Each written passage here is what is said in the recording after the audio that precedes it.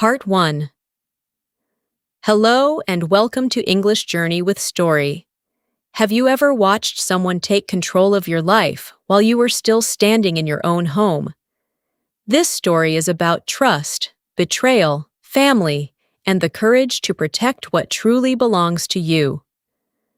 As you listen, notice the simple words, useful expressions, and natural conversations. They can help you improve your English while enjoying a story that feels close to real life. My name is Evelyn Mercer, and I work as an emergency operations coordinator for the state. My job sounds calm when I explain it, but it is rarely calm in real life. When storms, floods, fires, or other disasters happen, I help organize teams and resources. Sometimes I leave home with only a few hours of notice. I'm 46 years old, and I have spent most of my adult life helping people during difficult moments. I never imagined that one of the hardest moments would happen inside my own house. I had been married to Graham for 19 years. We had a daughter named Sophie, who was 15 and quietly becoming her own person. Our life was not perfect, but I believed we had built something strong. Graham worked as a commercial property manager, and he was very good at keeping our home running. When I was away for work, he handled school mornings, repairs, shopping, and many small problems that I could not handle from another city. I knew he had made sacrifices for our family. I thanked him often. Sometimes I called him from a hotel room late at night and said, "I know this is not easy for you." He usually answered, "We are a team, Evelyn." Those words made me feel safe. I believed we were partners, even when our lives looked different. Then, one cold Thursday evening, I came home after 3 exhausting days, helping with a major storm response. My suitcase was still in the hallway when I noticed something strange. There were several cars outside our house. I recognized Graham's sister, Claire, and his longtime friend, Marcus.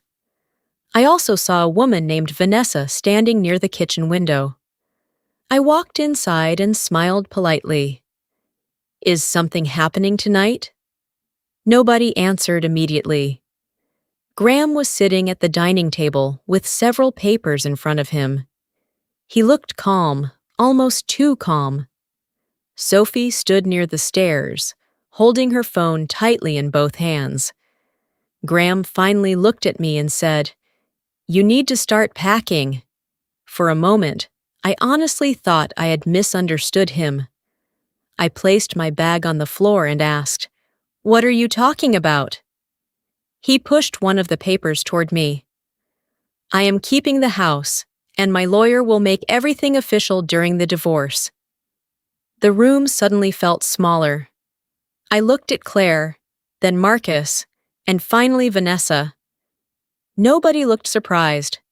That frightened me more than Graham's words. I pulled out a chair and sat down slowly. "Divorce?" Graham nodded. "I think we both know this marriage has been over for a long time." My hands became cold. I had spent years believing that if something was seriously wrong, my husband would tell me. Instead, he had apparently discussed my future with other people before speaking to me. Then, he started listing everything he had paid for. He mentioned the roof, the kitchen repairs, school expenses, insurance bills, and months when he had managed the house alone while I was away. His voice sounded like someone presenting numbers during a business meeting. "I carried this family," he said. "You were always somewhere else." I looked at him carefully. Some of what he said was true. That made the situation harder. Graham had carried responsibilities while I was away, but he was using those sacrifices to make a much bigger claim. "You helped run our home," I said quietly. "That does not mean you automatically own it." His expression changed. The house is basically mine." "No," I answered. "It is not." Claire suddenly spoke.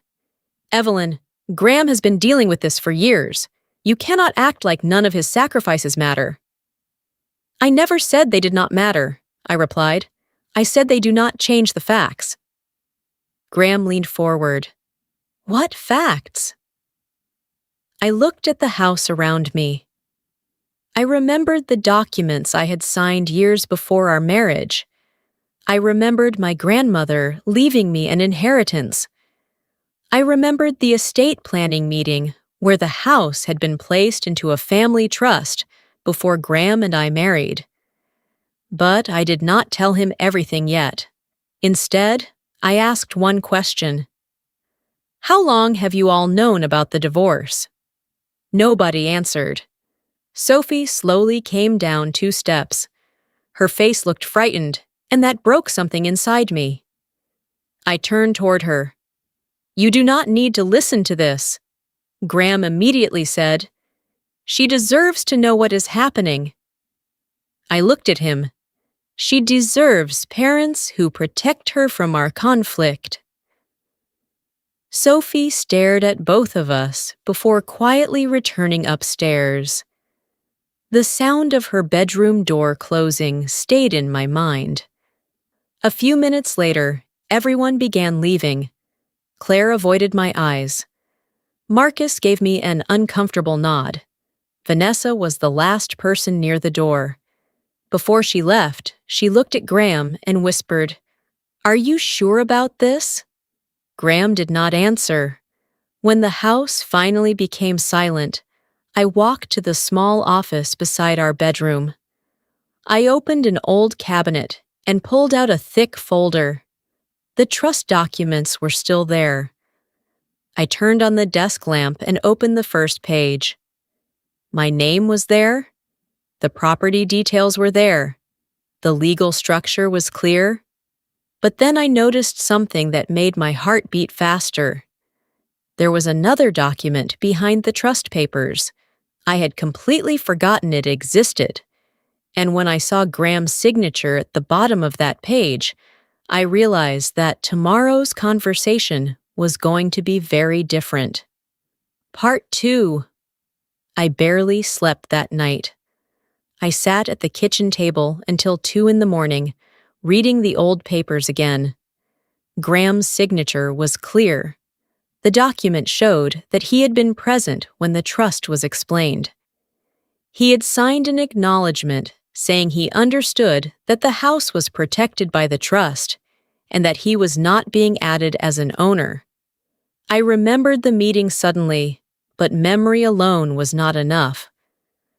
The next morning, I called a lawyer named Rebecca Sloan. She was 51, direct, calm, and not impressed by emotional arguments. I carried the folder into her office along with bank statements, repair bills, insurance papers, and old emails. She studied everything quietly. Finally, she looked up and said, "This document is important, Evelyn, but it does not make every other question disappear." "What does that mean?" I asked. "It means Graham may have no ownership claim to the house itself, but money spent during a marriage can still become part of a larger financial discussion. Also, you have a daughter. Parenting and property are separate issues." I nodded. I wanted papers to solve everything. Rebecca could see that. "Do not make decisions because you are angry," she continued. "Do not move money, change locks, or threaten him. Document everything. Keep your daughter away from the conflict." Her advice sounded simple, but following it was hard. When I returned home, Graham was waiting in the kitchen. He looked tired, but his voice was controlled. "You went to a lawyer?" "Yes." "You could have talked to me first." "You announced our divorce in front of your family. What exactly should I have discussed with you first?" His face became hard. "I was trying to make things easier." "For whom?" He did not answer. Instead, he placed a yellow envelope on the table. Inside was a list of expenses. He had written down repairs, furniture, school costs, insurance payments, and several other things. "I paid for most of this," he said. "I know." "Then you understand why I should have the house." "No. I understand that you contributed to our family." He stared at me as if those two statements should have been the same. "You were gone a lot," he said quietly. That sentence hurt. I had heard versions of it for years. Every time work called me away, Graham became colder. I always tried to repair the distance when I returned. I brought gifts home for Sophie, cooked dinner, apologized, and told Graham I knew he had carried extra responsibilities. Somewhere along the way, my gratitude had become something he could use against me. That evening, Sophie came into the kitchen. She looked at me for a long time before speaking. "Mom, are you leaving?" I put the cup down. "No, not tonight." "Dad says the house is his." I felt my chest tighten. "Your father and I disagree about that." She looked confused. "Who is right?" "That is not something you need to decide. But everyone seems to know something except me." I walked around the counter and sat beside her. "Sophie, your father and I both love you. Whatever happens between us, that will not change." She looked down at her hands. "Did you choose your job over us?" The question broke me. I wanted to explain every emergency and every night spent away. Instead, I answered honestly. "Sometimes my job required me to leave, but I never chose leaving you because I loved you less." She nodded, but I knew she was not convinced. The next day, Vanessa sent me a message. She said she was sorry for being at the house that night. She also said something that made me stop breathing for a moment. "Graham told me the house would be his after the divorce. He said you had already agreed to leave." I read it carefully. I had never agreed to leave. I forwarded it to Rebecca without replying. Later that afternoon, Graham found me organizing documents. "You are making this into a legal battle," he said. "No, you already made it one." He rubbed his forehead. "I thought you would understand." "I understand that you want the house." "You do not understand what I gave up." His voice cracked slightly, and for the first time, I saw something behind his anger. He was hurt, too. "I know you gave up things," I said, "but I gave up things as well." He looked away. "Not the same things." That sentence stayed with me. Maybe that was the real problem. For years, we had kept score without admitting that we were keeping score. He counted school mornings and repairs. I counted emergency calls, missed birthdays, and nights when I slept in temporary shelters. Neither of us had counted the quiet moments when the other person needed support. Then Rebecca called. "Evelyn, I found something else in the old estate file." My stomach tightened. "What?" "There is a witness statement from the attorney who prepared the trust." I sat. "What does it say?" "He remembers Graham asking questions about the house. He remembers explaining that the property would remain yours, even after marriage." I closed my eyes. "Does he have proof?" "He has the original file and Graham's signed acknowledgement." For seconds, I could not speak. Then Rebecca added, "There is one more thing. The attorney says Graham did not simply sign the document.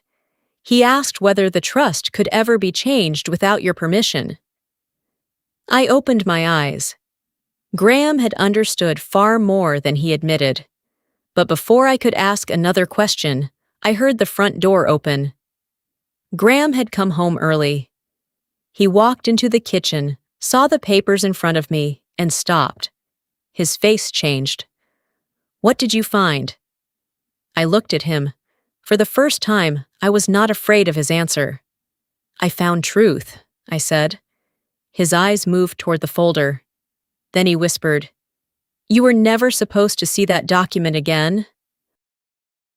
Graham stood in the kitchen doorway, staring at the folder in my hands. For several seconds, neither of us spoke. The refrigerator hummed behind me, and somewhere upstairs, Sophie was listening to music. Everything looked normal, but our marriage had changed completely. "What did you find?" Graham asked again. I closed the folder slowly. "The document you signed when we created the trust." His face became pale. "You remember that meeting?" "Yes." "I barely remember it." "That is not what the document says." He walked toward the table and pulled out a chair. He did not sit. His eyes remained fixed on the folder. "I was told the house was protected," he said. "You were." "I thought that was just temporary." "No, Graham. You asked questions about it. You understood exactly what it meant." He looked away. I felt anger rising inside me, but something else was stronger. Disappointment. For 19 years, I had believed that whatever happened between us, there were certain facts we both shared. Now I realized that Graham had been building a different version of our marriage inside his mind. "You told everyone I was taking your home away from you," I said. "I believed I deserved it. That is different." He finally sat down. "I was there when you were gone," he whispered. "Every time your phone rang, I knew you might leave again. Every time there was a storm, I knew I would be the one handling everything here." "I know." "No, you don't." His eyes became wet. "I missed you," he said, "and after a while, I became angry that I missed you." I did not know what to say. That was the first completely honest thing he had said all night. "I missed you too," I answered. He looked at me. "But I never stopped believing we were a family." He shook his head. "I stopped believing that a long time ago." The words hurt more than his demand for the house. I asked, "Why didn't you tell me?" "Because every time I tried, you were being sent somewhere." "That does not make hiding things right." "I know." For a moment, I almost felt sorry for him. Then I remembered Vanessa's message. I remembered Claire sitting in our living room. I remembered Sophie standing on the stairs, trying to understand why her parents were suddenly strangers. "You planned this before you told me," I said. Graham did not answer. That silence told me everything. The next morning, Rebecca advised me to keep communication calm and documented. She also recommended that we begin discussing temporary living arrangements through the proper legal process. She reminded me that owning the house and living in the house were not always the same question. That was difficult to accept. I had spent the entire night thinking that Graham's signed document would solve everything. It did not. It simply removed one false claim. The bigger problem was still there. Where would Graham live? How would Sophie divide her time? How would we handle our finances? And how could two people who had once promised to grow old together now discuss their lives like strangers? 2 days later, Graham placed another paper on his kitchen table. "I think this is the most practical arrangement," he said. I read it. He wanted to remain in the house with Sophie. He wanted me to rent an apartment near my workplace. He said I could see Sophie when my schedule allowed. I looked up. "You wrote this without asking me." "I thought you would agree." "Why?" "Because you are always leaving anyway."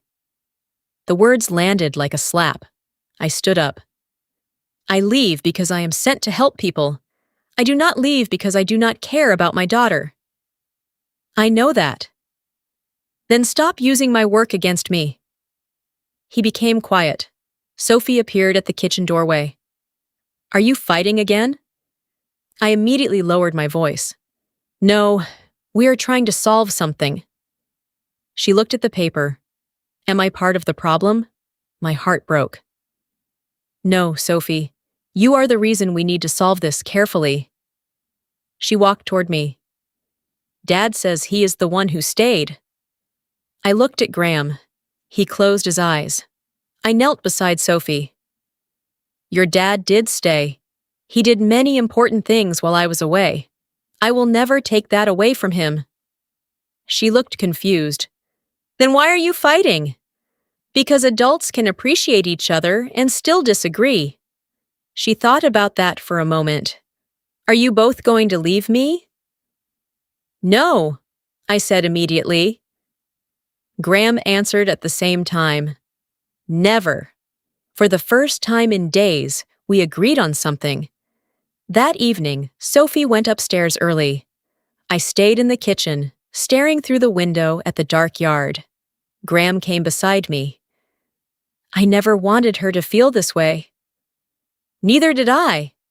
He leaned against the counter. I was angry for years. I know. No, you didn't. I turned toward him. Then tell me now. He took a long breath. I felt like your job always came first. I felt like everyone thanked me for supporting you, but nobody asked what it cost me. I listened. I should have told you, he continued. Instead, I started collecting evidence in my head. Every missed holiday, every emergency, every time I handled something alone. His voice shook. And then I convinced myself that because I had sacrificed so much, I deserved to decide everything. I nodded slowly. That is exactly what happened. He looked down. I was wrong.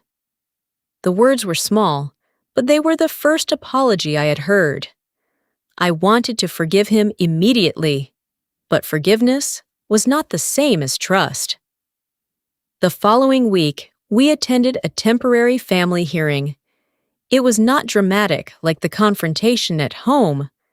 There were no angry speeches. The focus was on facts, documents, Sophie's school routine, and how to reduce conflict.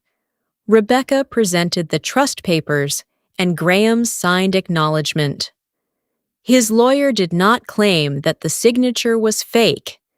Instead, they argued that Graham had made significant financial contributions during the marriage.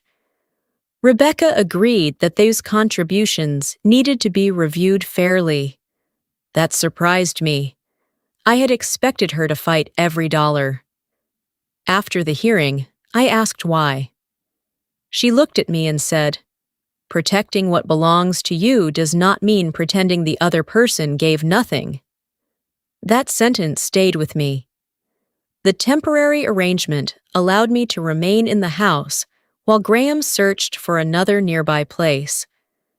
Sophie would spend meaningful time with both parents. Neither of us could use her as a messenger. When I told Sophie, she looked relieved. Does this mean I still get breakfast with Dad? Yes. And dinner with you? Yes. She smiled weakly. Then maybe this is okay. I wished I could believe it was that simple. A few days later, Vanessa contacted me again. She apologized. Then she told me something I never expected. Graham told me the house would be ours. I stared at the message. For a moment, I felt nothing. Then I understood the full betrayal. This had never been only about a house. Graham had already imagined a new life. He had told another woman that he would control the property. He had told his family that I would leave. He had created a future for himself before he had even ended our marriage properly. I showed the message to Rebecca. She read it quietly. Then she said, "You finally know what you're dealing with." I looked at her. No, I replied. I finally know what I have to stop carrying. That night, I went upstairs and found Sophie sitting on her bedroom floor. She looked at me. Mom, are you staying? I sat beside her. Yes. She leaned against my shoulder. For the first time since Graham's announcement, I allowed myself to cry. Not because I had lost my marriage, not because Graham had betrayed me. I cried because I finally understood something painful. For years, I had believed being a good wife meant giving more whenever someone needed more. But love should never require one person to disappear. And as I held my daughter, I promised myself that I would never disappear again. Part 4. The weeks after the hearing were quieter, but they were not easy. Graham moved into a small apartment 15 minutes from our house. The first evening he took his boxes away, I stood near the front window and watched his car disappear down the street. I expected to feel victorious. Instead, I felt empty. 19 years of marriage had ended, and no legal document could make that painless. Sophie stood beside me. Are you okay, Mom? I smiled gently. I will be. She looked toward the street. Dad looked sad? He is sad. Are you sad too? I nodded. Yes. Sometimes two people can hurt each other and still feel sad when they separate. She was quiet for a moment. Then she asked, Can I still love both of you? My eyes filled with tears. Of course, I said. You never have to choose. That became the most important rule in our new life. Sophie would never be asked to choose between us. The divorce process continued for several months. Graham and I had to separate our finances, review our expenses, and decide how to share responsibilities. The house remained protected by the trust, but that did not mean Graham walked away with nothing. Some of the money he had honestly contributed during our marriage had to be reviewed. I agreed to a fair accounting. At first, Graham seemed surprised. You could fight me on all of this, he said during one meeting. I could, I answered, but being angry does not mean I should be unfair. He looked at me for a long time. I used to think you were too cold. I used to think you were too demanding. He gave a small smile. Maybe we were both wrong. I smiled too, but the moment passed quickly. We were not becoming husband and wife again. We were learning how to become better parents after becoming strangers. The biggest change happened with Sophie. Before the divorce, I had always assumed she understood why I sometimes had to leave for work. Now I realize that understanding was not the same as feeling secure, so I changed small things. When I knew I might be called away, I told her as early as possible. When I promised to call, I called. When I missed something important, I did not make excuses. I admitted it and made another plan. One evening, she came home from school and dropped her backpack beside the sofa. You remembered, she said. Remembered what? My presentation.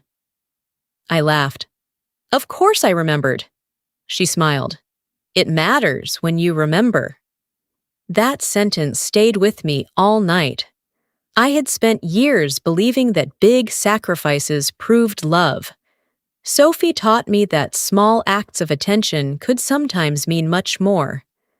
Graham also began changing.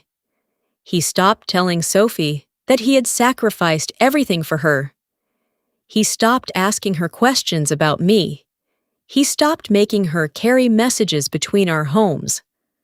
One Saturday afternoon, Sophie returned from his apartment and said, Dad says he is sorry. I looked at her carefully. Did he tell you to tell me that? No, he just said it. I nodded. You do not have to explain anything, she smiled. He is learning too. I smiled back. Months later, Vanessa disappeared from our lives completely. I never asked Graham what happened between them. I did not need to know. Once I understood that he had planned a future with her, before telling me the truth, the details stopped mattering. Her regret could not repair my marriage. His apology could not erase the betrayal, and my anger could not give me back the years we had lost. Eventually, the divorce became official. There was no dramatic courtroom scene, no shouting, no moment when everyone suddenly understood who was good and who was bad. Real life was much quieter. Graham kept the things that were fairly his. I kept the house that had been protected before our marriage. Sophie continued spending time with both of us. And I kept something even more important. I kept my voice. For years, I had apologized whenever Graham was unhappy.